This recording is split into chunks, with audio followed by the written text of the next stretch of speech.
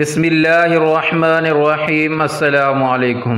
حضرت امام ابو یوسف اور حضرت امام ابو حنیفہ رحمۃ اللہ کا واقعہ جاننے کے لیے اس ویڈیو کو مکمل دیکھیں اور اس چینل کو سبسکرائب کریں۔ امام یوسف رحمۃ اللہ زمانہ طالب علمی میں امام ابو حنیفہ کی خدمت میں آئے۔ ماں نے تو بھیجا تھا کہ دھوبی کے پاس جاؤ اور کپڑے دھونا سیکھو۔ راستے میں کہیں حضرت امام ابو حنیفہ رحمۃ اللہ کی خدمت میں پہنچ گئے۔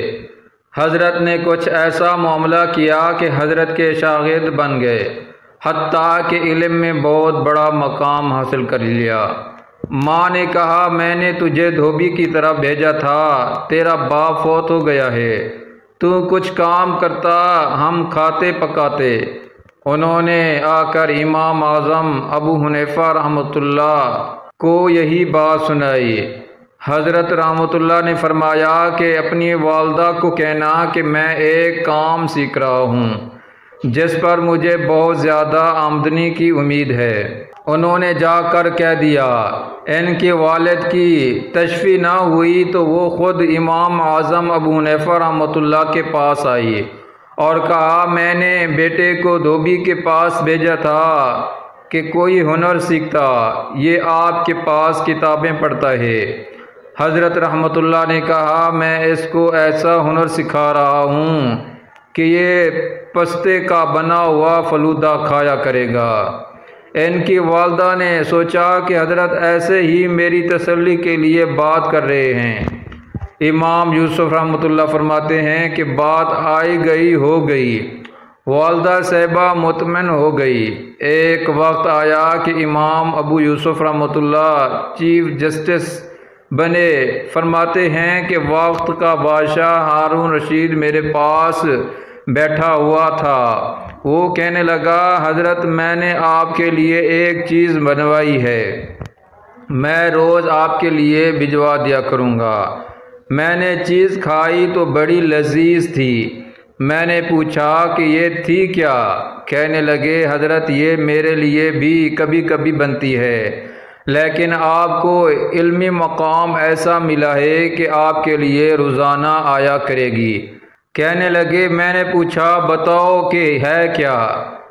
کہنے لگا کہ یہ پستے کا بنا ہوا فلودہ ہے۔ فرماتے ہیں کہ امام اعظم رحمۃ اللہ کی بات مجھے یاد آئی کہ انہوں نے میری والدہ کو کہا تھا کہ میں ان کو ایسا ہنر سکھا رہا ہوں، یہ کہ پستے کا بنا ہوا فلودہ کھایا کرے گا۔ دیکھا اللہ تعالیٰ رزق دیتے ہیں۔ حضرت سالم رحمۃ اللہ کا واقعہ۔ حضرت سالم ایک محدث گزرے ہیں، غلام تھے، 300 درہم میں بکے تھے۔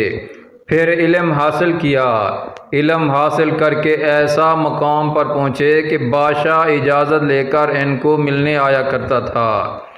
ایک مرتبہ بادشاہ ملاقات کے لیے آیا، آپ سے اجازت چاہیے۔ آپ نے علم مشغولیت کی وجہ سے معذرت کر دی، چنانچہ بادشاہ کو بغیر ملاقات کے واپس جانا پڑا۔ حضرت سالم رحمۃ اللہ بکے تھے 300 درہم میں، لیکن علم نے ایسے مقام پر پہنچا دیا کہ وقت کا بادشاہ بھی ان کے دروازے پر دستک دے رہا ہوتا تھا۔ سبحان اللہ، وہ دنیا میں بکے تھے 300 درہم، لیکن یہاں اللہ سے سودا کیا تھا، اس لیے قیمت بڑھ گئی۔ جب تک بکے نہ تھے کوئی پوچھتا نہ تھا، تم نے خرید کر ہمیں انمول کر دیا۔ ماشاء اللہ، اللہ تعالیٰ سے سودا کیا، اللہ تعالیٰ نے انمول بنا دیا۔ یہ بازی عشق کی بازی ہے، جو چاہو لگا دو، ڈر کیسا؟ اگر جیت گئے تو کیا کہنے، اگر ہار گئے تو مات نہیں۔ اگر جیت گئے اور علم کا وہ مقام حاصل ہو گیا تو کیا ہی نصیب ہیں، اور اگر وہ مقام نہ حاصل ہوا اور طلبہ ہی میں رہے تو پھر بھی خوش نصیبی ہے۔ سبحان اللہ۔ تقوی اور رزق کے دروازے۔ رزق کس کے ذمہ ہے؟ اللہ تعالیٰ کے ذمہ۔ ہاں، میں اس کا بھی قائل ہوں کہ ہمیں اپنی زندگی میں ایک ترتیب رکھنی چاہیے۔ اس کا یہ مطلب نہیں کہ زندگی میں ترتیب ہی کوئی نہ ہو، ترتیب ہونی چاہیے۔ تاہم محنت تو ہم کریں، مگر نگاہیں اللہ تعالیٰ کی ذات پر لگی ہوئی ہوں۔ جب یہ حال ہوگا تو کوئی بندہ رشوت نہیں لے گا۔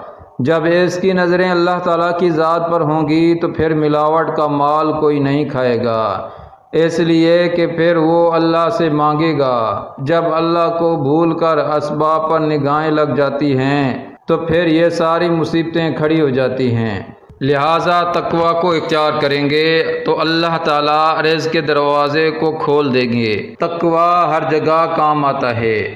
آپ فرمائیں گے تقوی تقوی، کچھ آگے بات بھی سمجھاؤ، تقوی ہے کیا؟